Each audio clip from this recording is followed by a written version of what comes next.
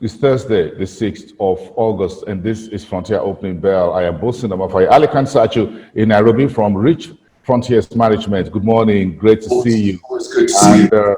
Ijema Onyeka is Industrial Goods Analyst at Vectiva Capital in Nigeria. A quick rundown, a rub down of our markets within the African space. Wednesday was good for the Nigerian market, keeping the third trading day. The Ivorian market was much bigger, 1.78%. Egyptian, the North African market in general came back from the long holiday, remaining in the green territory. The Egyptian 0.79%. Morocco was positive. Tunisia was also positive yesterday. Kenya remained in the negative territory. I'm sure Ali would help us look at that this number. South Africa GSA 2.45%, a very big jump on the day.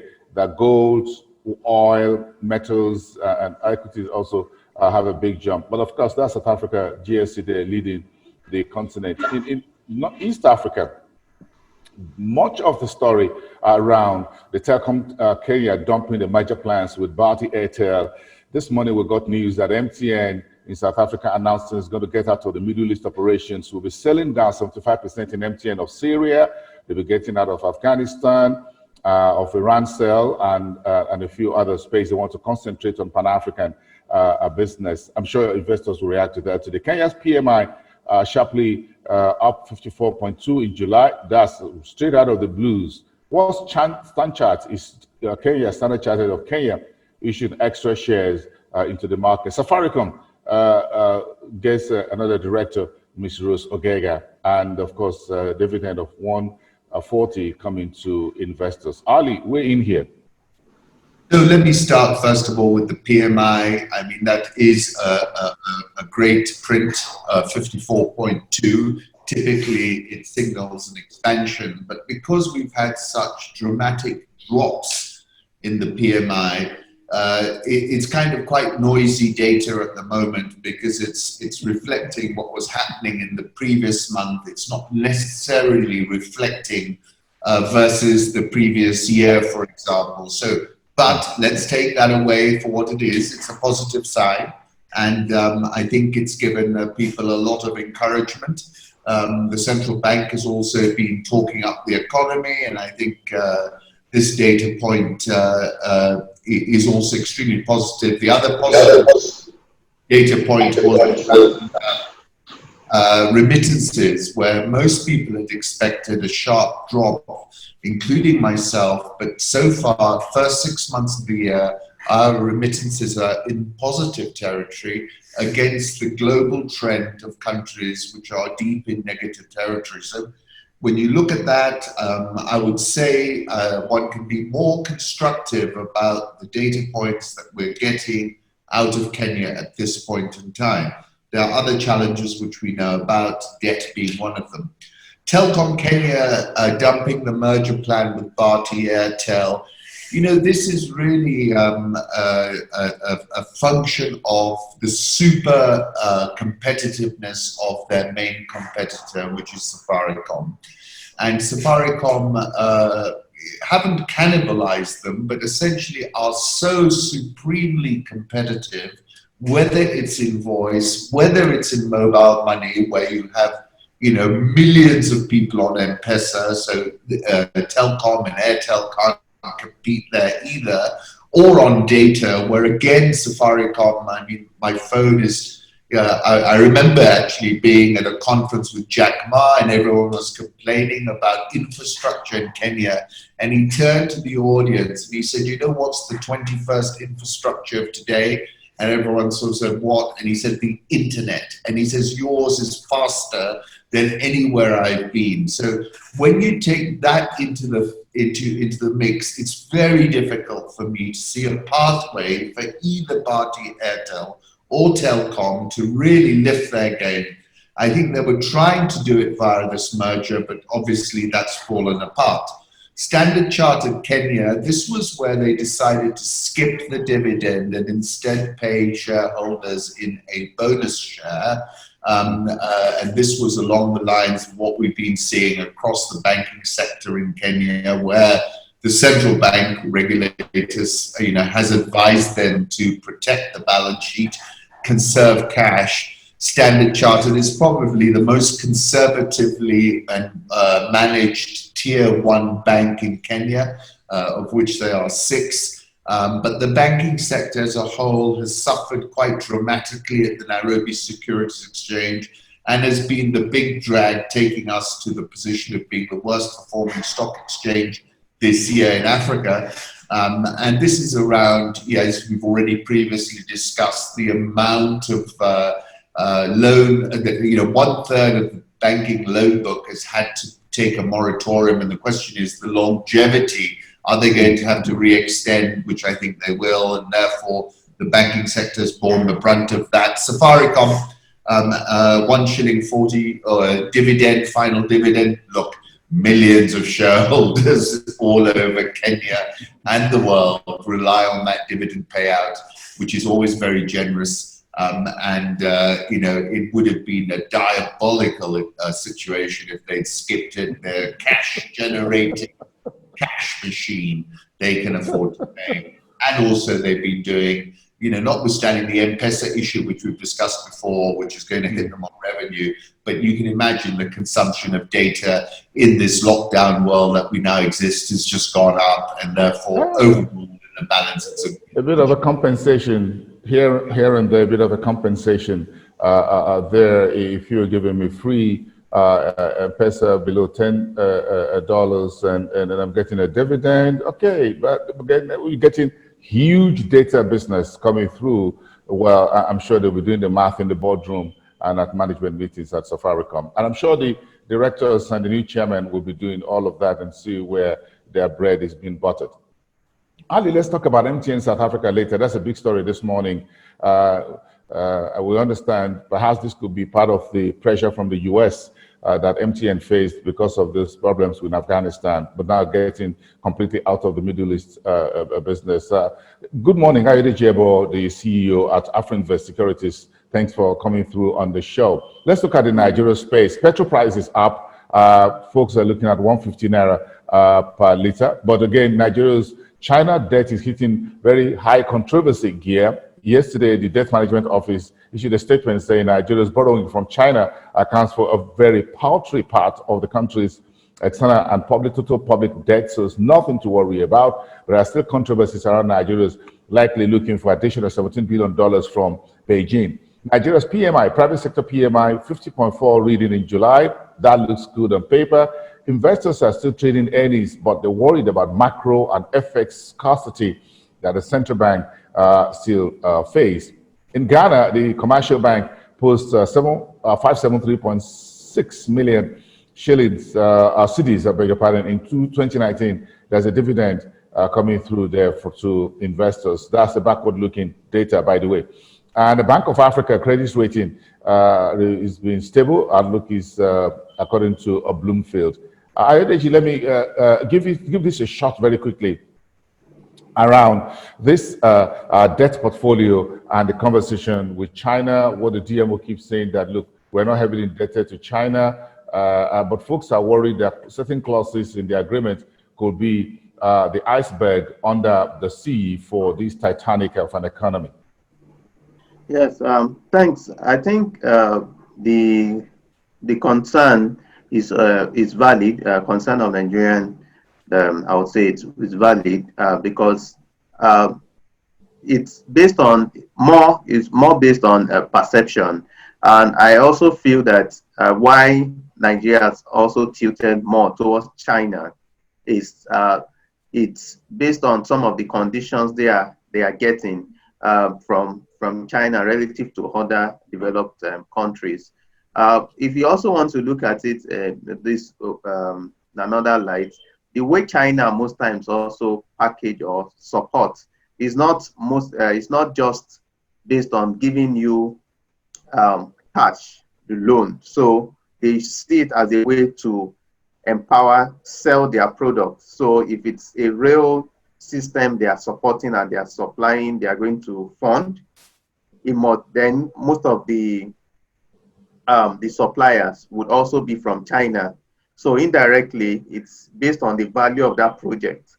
And they are able to work around most they are more flexible around compared to some other countries. I know it calls for concern because based on perceptions, sometimes the quality of what you also get from this from China relative to other European countries or the US is it's always of a lower, can sometimes be of a lower quality. And the major I feel our concern should be focused more on, for these loans, are they using them for more productive, are they putting them in productive sectors so that in the next 5 years, the next 10 years, when we will start repaying, or when we need to repay these loans, some of those sectors, if it's infrastructure, they would have been able to generate productivity that would be sufficient enough to start to repay back. So the major concern on the mind of us or mind of Nigerians is that it's, in terms of our productivity, it's really lagging behind most of these loans that we're taking, and for the ability to pay back is thinning out day by day, and that's a major concern. So you want to talk about debt sustainability. It's thinning down our revenue, so we can't even look at our actual revenue to debt. But if and we would also deceive ourselves when you look at our debt to GDP, because our GDP is not productive.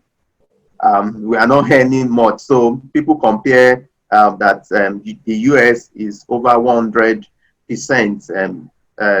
debt to GDP is over 100%. But you know that that's their economy. They are able to generate what they can use to repay back. So it's not apples to apples. So for us, it's a major call for it's a major concern. I understand these concerns very well, again, but we need this infrastructure. One thing about the Chinese loan is that none of it has gone into recurrent expenditure, salaries and wages. It's always tied to infrastructure. And I think that's what comes with the Chinese loan. Most of the loans from the Western world often goes into budget support. So you see the inflow, you don't know where the exit is. It could be anywhere in whatever pocket or account, whatever. It's neither here nor there. But these are tied projects for the Chinese.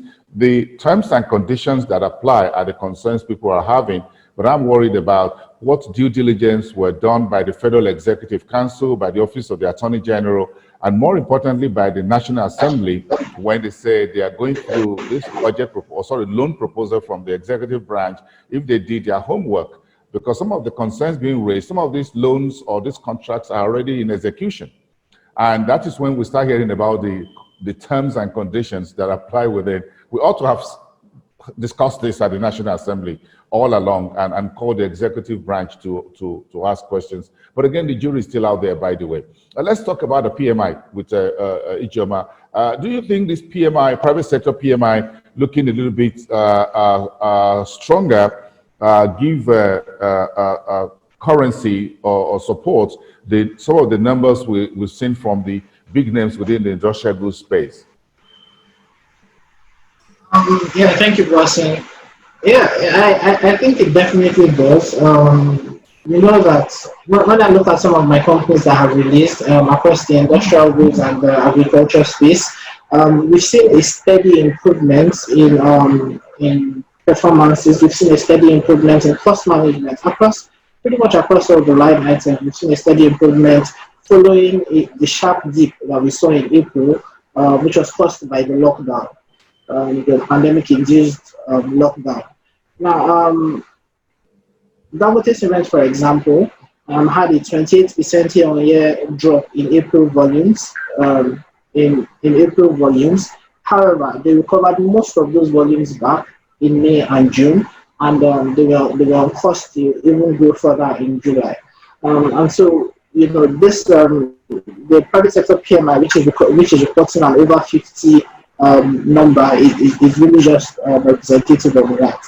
However, looking at the CBN's PMI numbers for July, it's telling a different story. Both manufacturing and non-manufacturing PMI are still below 50, which ordinarily represents a downward movement.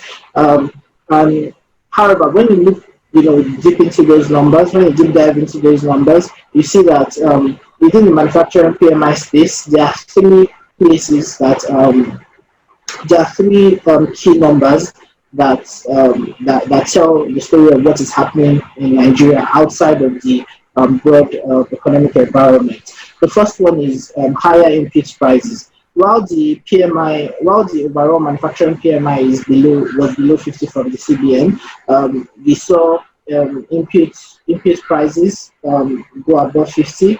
We saw output prices go above 50.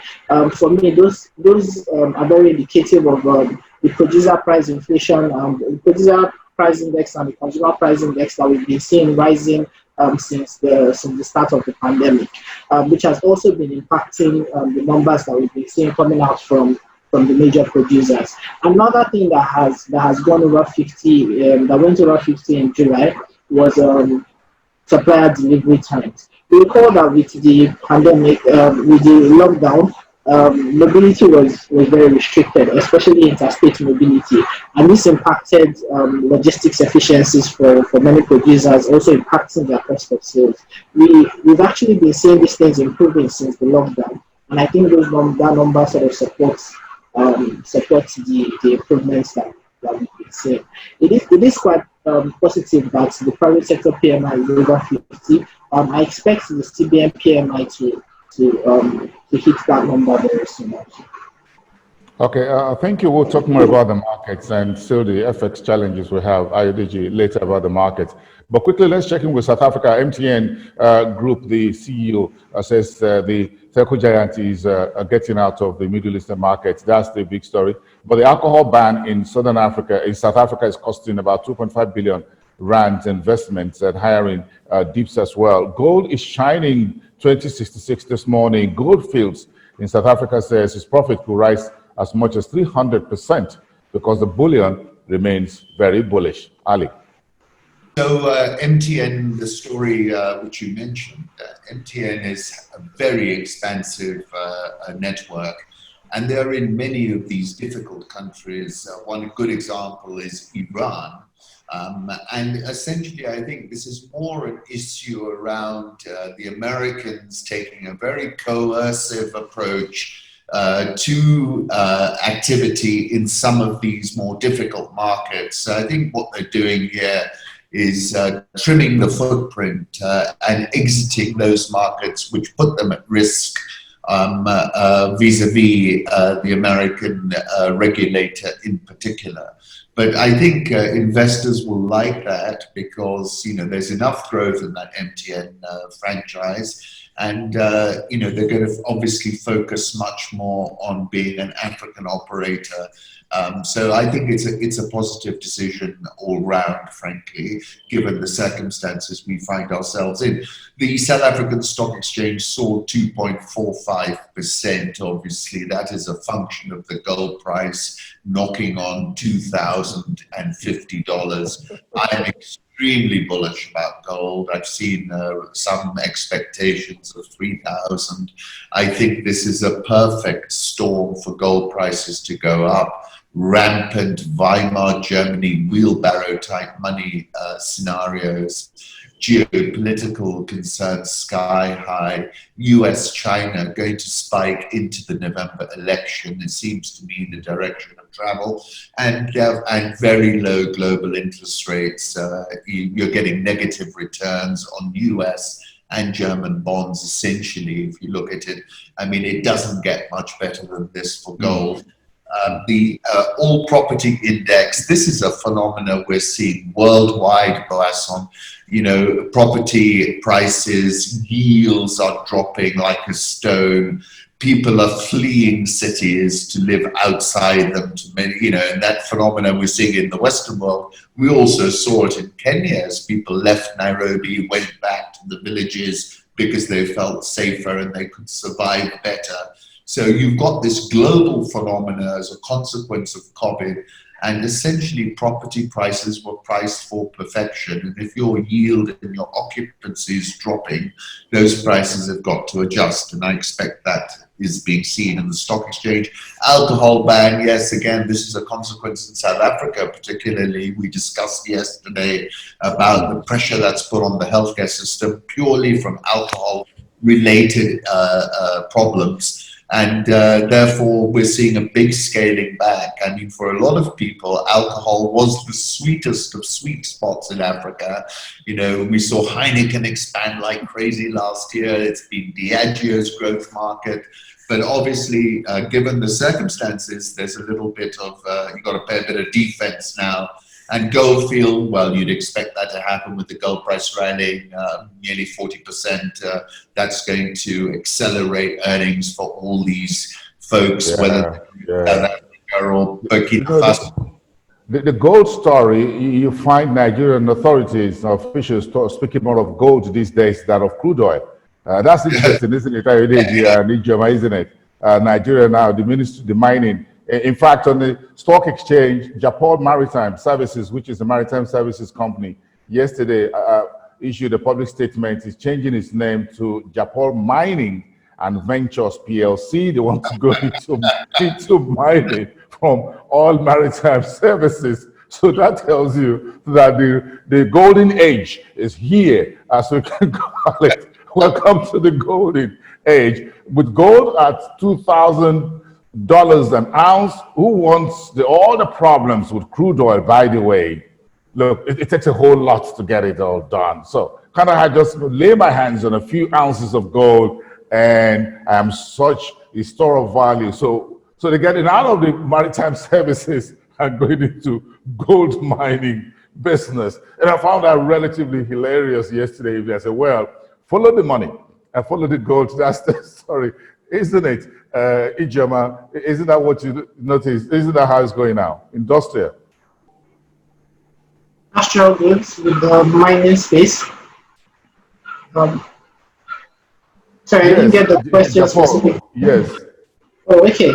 Yeah. So we're actually seeing an explosion of interest in mining in Nigeria. Mining historically has not been one of the sectors that Nigeria has historically focused on, except we want to consider the exploration and production part of the crude oil sector, which in itself is a form of mining. We have not really explored most of the natural resources that we have in other parts of the country. However, with this resurgence in the value of gold down to uncertainty and volatility across currencies, we are seeing an increasing interest in mining, especially with regards to gold. A few weeks ago, the Aso Rock was presented. That's the presidential office was presented with the first, with one of the first bars of gold mined by one of the pioneer gold mining companies. And the CBN has also stated its interest to increase its gold reserves. And there are a bunch of reasons why all this makes sense. One, gold is a decent store of value. It's usually regarded as a safe haven asset, especially now where other traditional safe haven assets such as the US dollar and the Japanese yen are typically also facing some levels of uncertainty. Everybody's flocking to gold, because it provides that relative safety. The second thing is that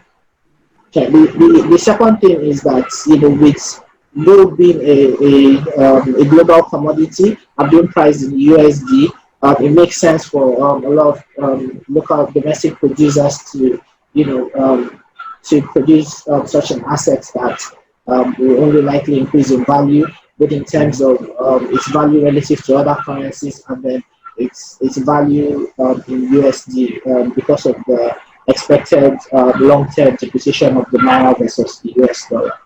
I'm sure if we check the market now, IODG, I'm sure gold ETFs also are bouncing higher. So all the derivatives around the bullion seem to be in a very good mood. But Ayo, let's talk about the financial markets a bit. what are we seeing at the moment? Aside equities, if we look at fixed income and currency, there are stories that the FX pressure is still out there and the authorities don't have their hands on it yet in terms of scarcity or what you call FX liquidity lockdown.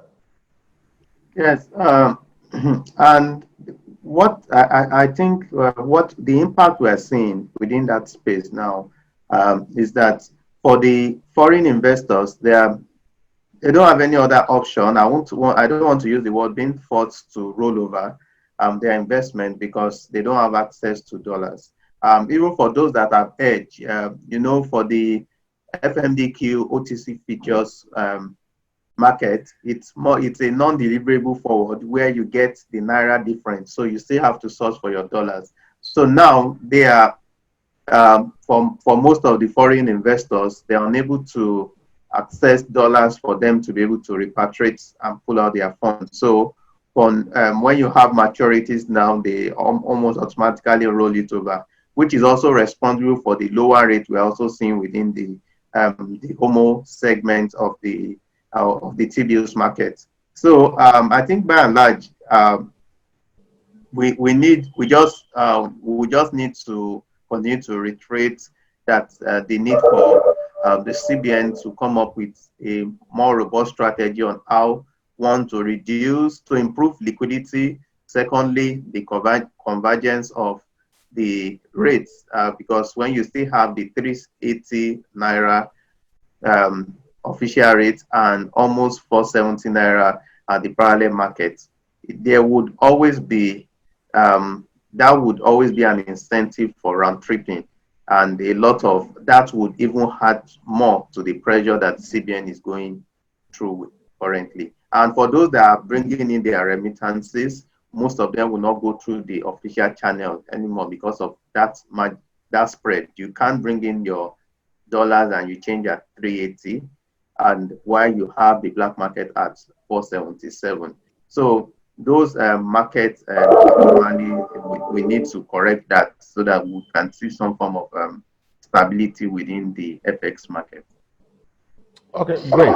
Let's touch on the North African market as we have about 2 minutes to wrap up. Orascom says it's canceling talks with Qatari Dawabet for an acquisition deal. That's in the telecoms.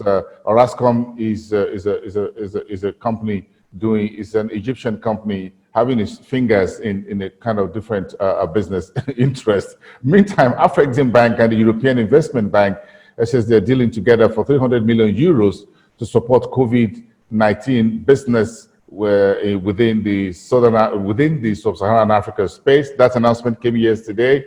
Tunisia's budget deficit is widening by the day, 56% to 3.847 billion dinars in the first half. And Morocco is sprucing together the various government offices and parastatals and agencies. Says they don't want their over-dependence on budgets, so they are merging some or dissolving them altogether. Ali, let's start with Morocco. Do you think this is a good template for Nigeria to take as a point of action very quickly? This is a precursor for the whole of Africa. We have hundreds of state-owned enterprises which are either bankrupt or no longer viable. And what's going to happen is COVID is a circuit breaker. And we're now reaching the point when decisions that we've kicked down the road, that we've thrown Hail Mary passes, that we've borrowed money from here, we've been like that boy with the finger in the dike. That dike is about to burst. I commend Morocco for getting ahead of the curve, because every other African country that I listen to and every other policymaker is popping quaaludes because they think somehow they're going to get away with this. They're not. Morocco, congratulations to the king. He's always ahead of the curve, and here you see, because this is, you either do it yourself or it's going to be done to you. And this is the issue. With respect to Orascom, that's an interesting decision. Egypt obviously is on the other side of Qatar. They're in partnership with the likes of GCC, with UAE, with Saudi Arabia. So I always thought there was a political component to this, which was going to make it come unstuck. And I think essentially That's what it is. Orascom is owned by Naguib Sawiris, one of the key supporters of President Sisi. EIB, Afreximbank, 300 million euros for Sub-Saharan Africa.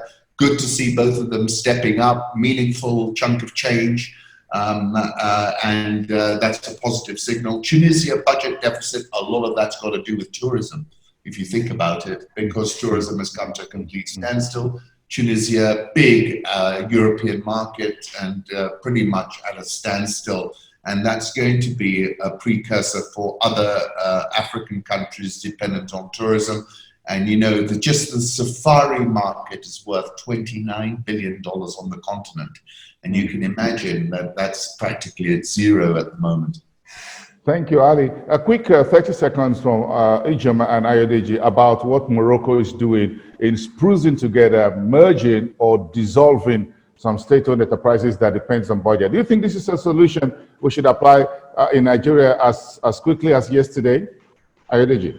Yes, I think I can agree more, because there are a lot of parastatals. You can see some of even the refineries, we continue to allocate funds, and at the end of the day, when you audit them, they continue to make a loss. So these are some form of, I would say it's a form of leakages that we just need to work on and block. And that's one of the major reasons is our recurrent expenditure is that high. If we take out all these moribund assets, sell them off, and I feel we can even, our recurrent expenditure can come to as low as 50%. Thank you. Ijoma, what's your take? Oh, yeah, I definitely agree that it will be a positive step for Nigeria and other African countries. We've seen it happen in Nigeria with we've seen it happen in Nigeria with NITEL. We've seen it happen with some of the state-owned cement companies, which are now run by more profitable and more efficient companies such as CCNN, Sokoto Cement Company moving to CCNN. And you know, the result is always, you know, positive in twofold. One, it frees up cash from the national coffers to be able to focus on, you know, infrastructure development, and then two, it makes the services and products a lot more efficient and available to the general public. So on every front, it is a positive development. Positive development from Morocco, and that's a signpost, a big banner under which all African economies should run. Thank you so much, everyone. Ijoma from Betiva Capital, I appreciate your time. Ayodeji from Afrinvest Securities, have a great Thursday. And of course, Ali Kansachu in Nairobi, Rich Frontiers Management. Have a good day, everyone. Thank you very much for being on the show. We'll see you next time.